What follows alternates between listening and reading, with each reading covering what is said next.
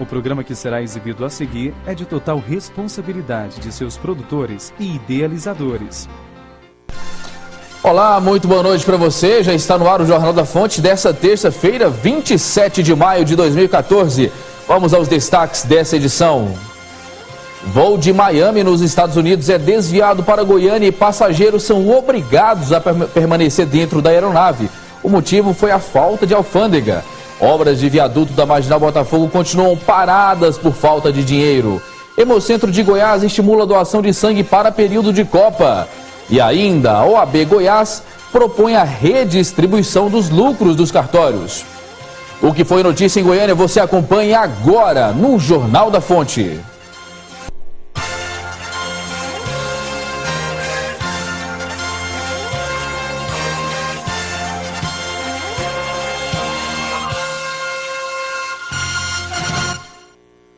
Passageiros de um voo que partiu de Miami, nos Estados Unidos, e deveria pousar em Brasília, viveram horas difíceis aqui em Goiânia. Eles ficaram presos por 4 horas dentro do avião. Muita coisa, né?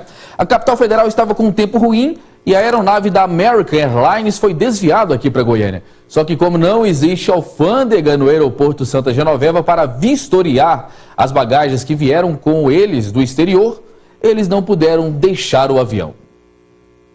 A viagem internacional de Miami, nos Estados Unidos, a Brasília era para durar pouco mais de 7 horas. Mas este foi apenas o tempo que os passageiros esperaram em Goiânia para depois seguir de ônibus até o Distrito Federal. Tínhamos que descer aqui para abastecer o avião e voltar para Brasília. Foi o que aconteceu. Descemos aqui, ficamos parados na pista lá embaixo, porque esse aeroporto não comporta um avião desse porte. Não tem estrutura para segurar o peso dele. E ficamos 4 horas no avião até que nos autorizaram a vir para essa prisão aqui. E agora estamos aguardando ver o que vai acontecer. De acordo com a Infraero, o aeroporto de Brasília estava fechado no início da manhã desta terça-feira por causa das condições climáticas. Às 8h40 da manhã, o avião pousou aqui no aeroporto Santa Genoveva. Até o meio-dia, os passageiros foram obrigados a permanecer dentro da aeronave sem informações concretas do que estava acontecendo. Eles deram mais de 10 justificativas, mas nenhuma se encontraram até agora. A única que se confirmou foi a chegada de 2 ônibus, na qual nós vamos agora para Brasília.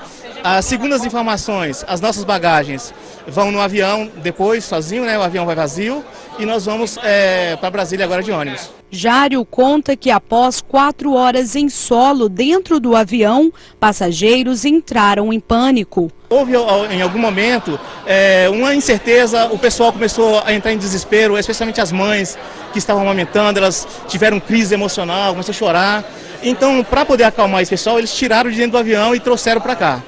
Que aí eles conseguiram controlar um pouco. Fecharam aqui, controlaram um pouco a situação. Este engenheiro agrônomo que viajou com a esposa e o filho de apenas 6 meses se preocupou com a falta de estrutura para acomodar o pequeno Leonardo por tanto tempo. A gente fica muito preocupado porque não tem estrutura, a gente não sabe, não tem informação também do que está acontecendo, mas enfim tá tudo bem. Os passageiros ficaram isolados na sala de espera do aeroporto Santa Genoveva.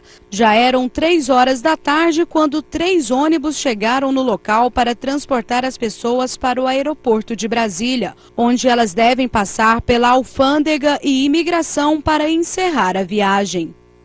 Meu Deus do céu, mais de 4 horas dentro de uma aeronave. Agora a pergunta que fica no ar é, em época de Copa do Mundo, estamos aí há alguns dias da Copa do Mundo, será que esse tipo de episódio vai acontecer nos demais aeroportos do Brasil, como aconteceu no de Goiânia? Pois é. Há mais de 2 semanas, a obra do viaduto da Marginal Botafogo está parada.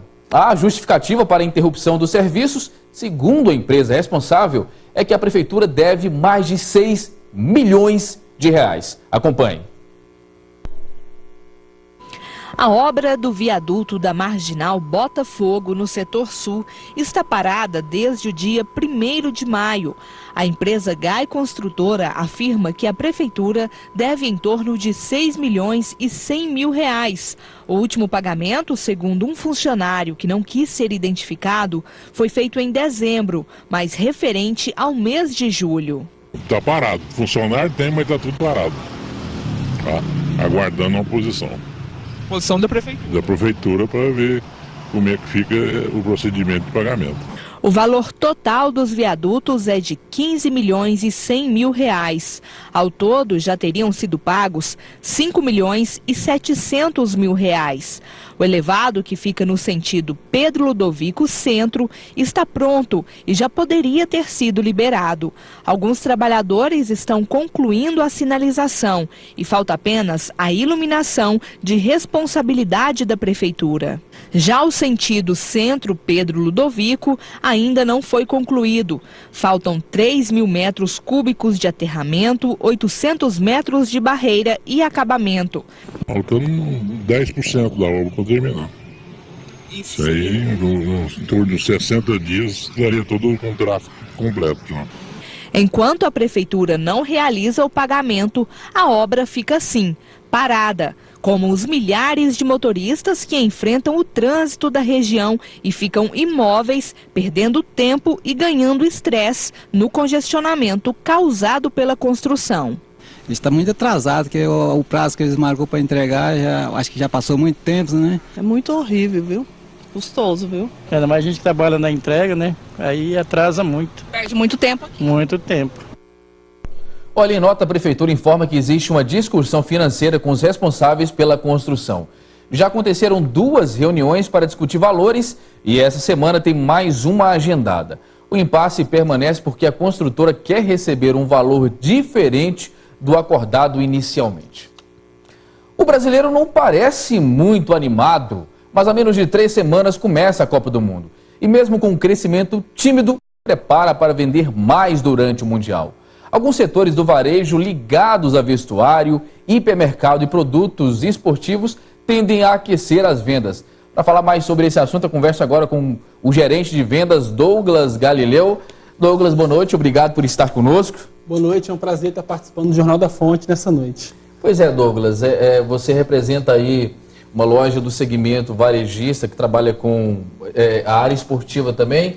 Qual a sua perspectiva, qual a perspectiva da loja, até mesmo desse segmento, há pouco menos de 3 semanas da Copa, para as vendas de bolas de futebol, chuteira, acessórios de uma maneira geral?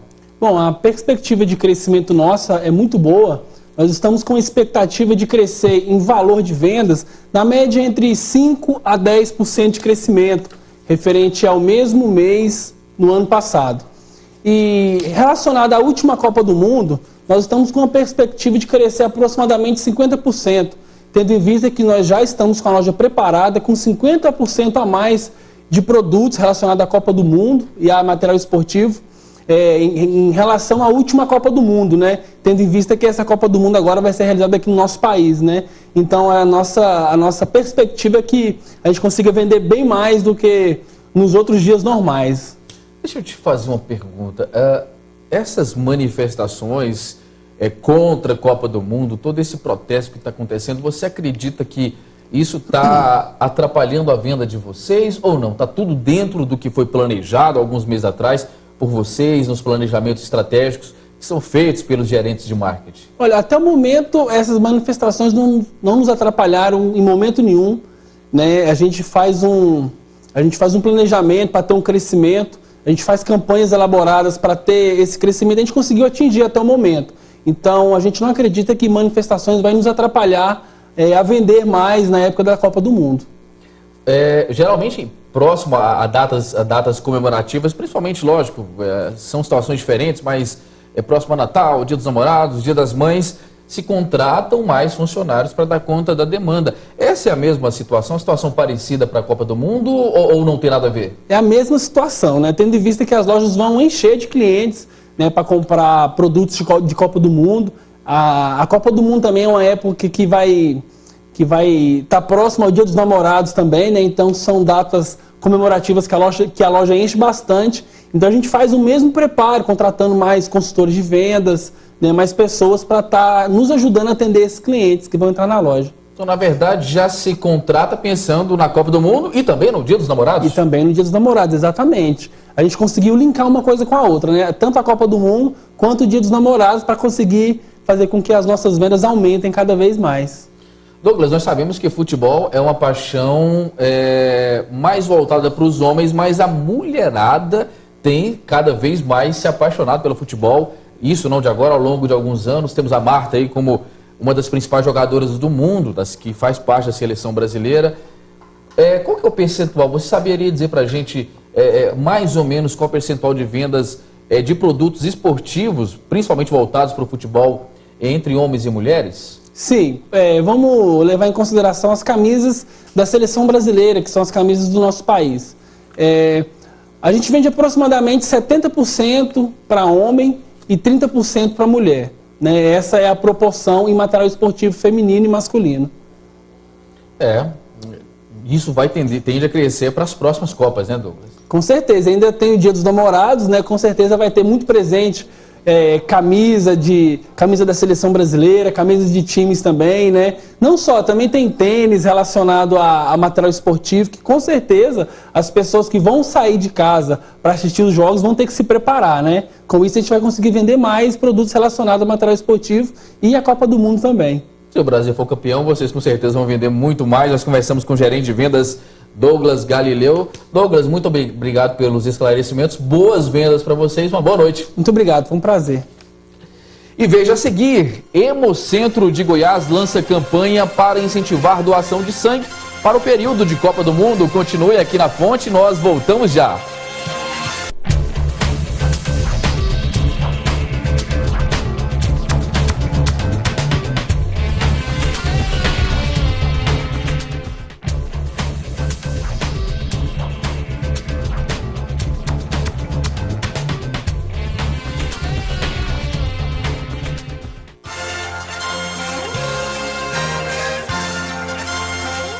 Estimulado pela proximidade do início da Copa do Mundo, o Hemocentro de Goiás lança a campanha Doação de Sangue. Esse gesto só depende de você.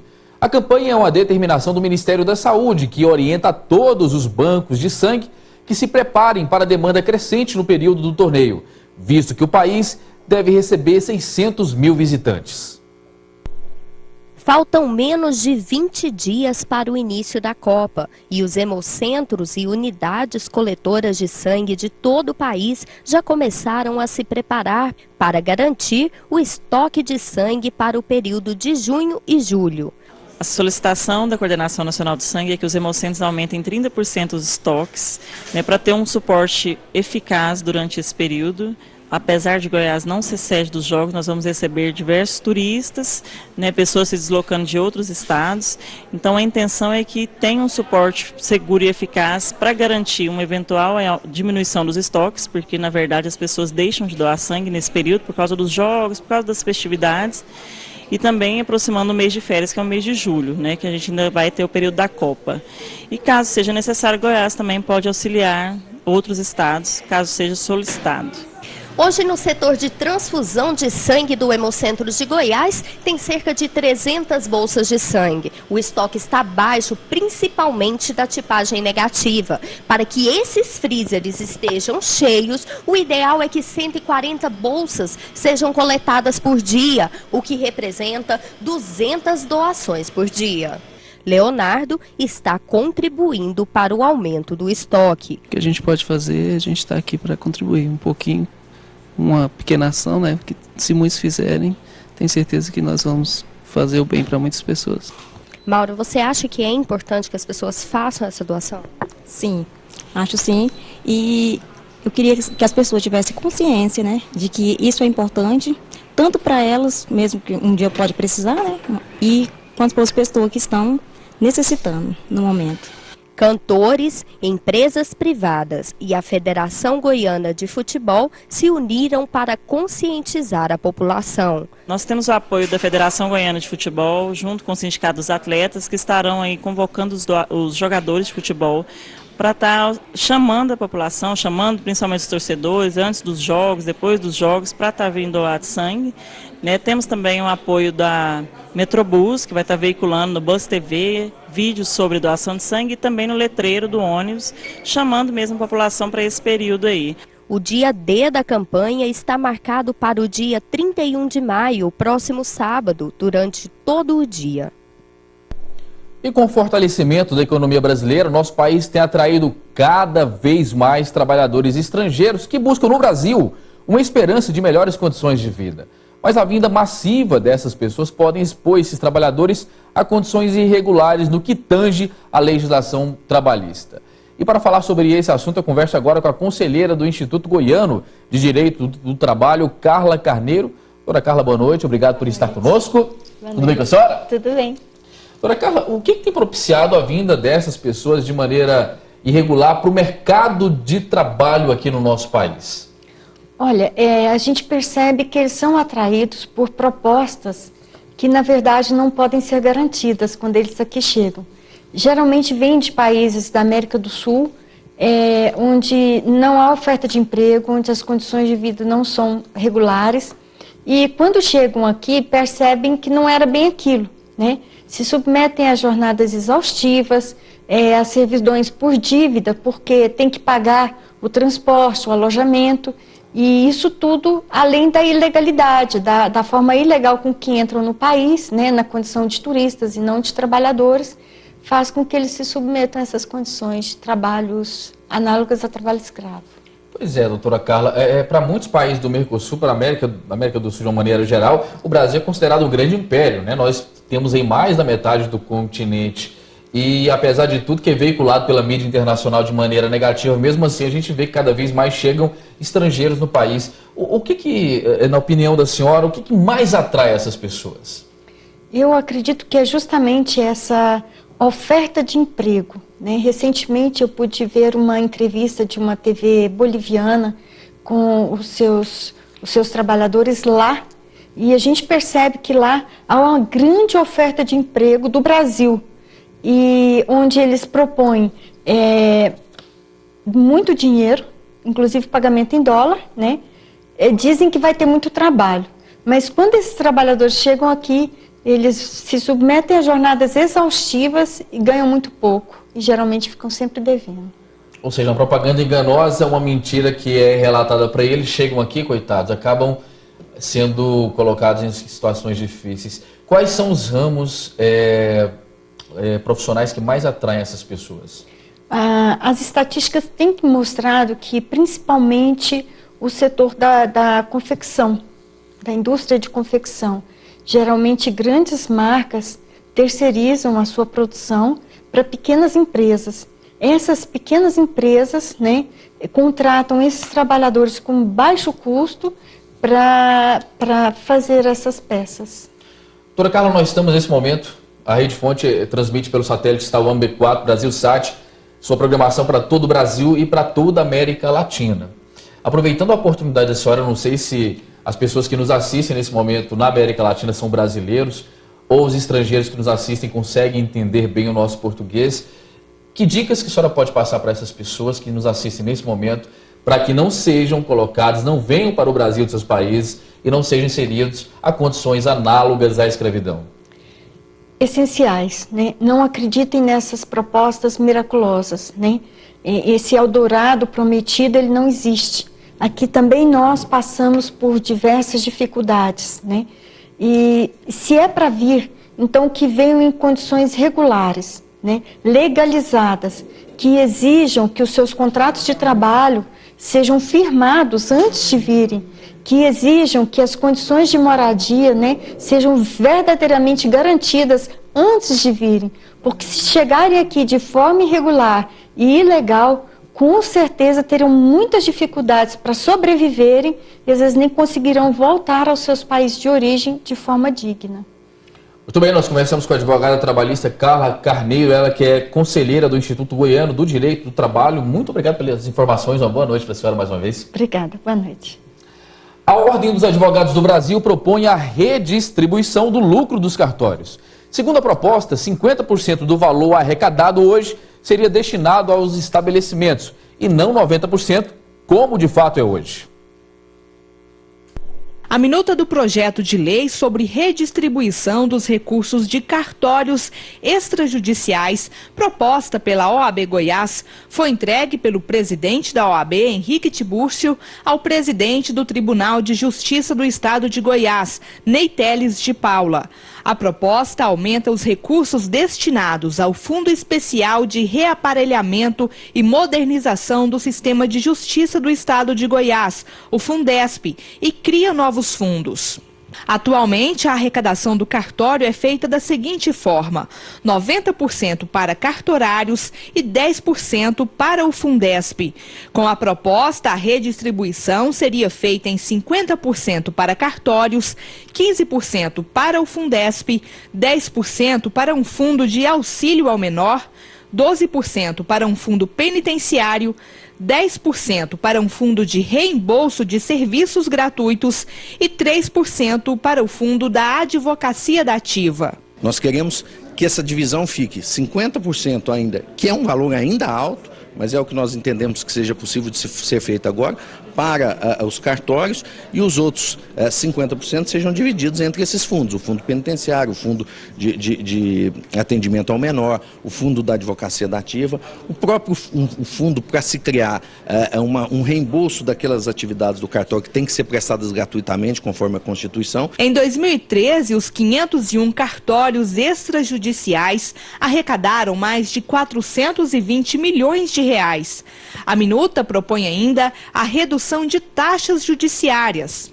Áreas reduziriam de 0,50% para 0,25% em causas de valor de até R$ 63.523, de 1% para 0,75% sobre o que exceder desse valor, e de 1,75% para 1,25% sobre o que exceder de R$ 317.509,68. É uma forma de todos saírem ganhando, a sociedade recebendo um serviço mais eficiente e, em contrapartida, poder ver atendidas outras reivindicações que ela tem. Cabe ao Judiciário apresentar o documento à Assembleia Legislativa para que a minuta seja aprovada pelos deputados e sancionada pelo governador. Para o presidente da OAB, o projeto deve ser discutido agora, para que saia dos moldes do período imperial quando foi criado. Não pode se repetir hoje, quando a Constituição prevê a moralidade, prevê a transparência e que o dinheiro seja usado em benefício da coletividade e não de um indivíduo apenas. E o Jornal da Fonte termina aqui. Mais notícias você confere amanhã ao 12h45 no Jornal Goiás Alerta. Na sequência você fica com os principais destaques do futebol e do esporte com Luiz Duarte e toda a sua equipe com o programa Na Marca do Pênalti. Muito obrigado pela sua audiência. Até amanhã.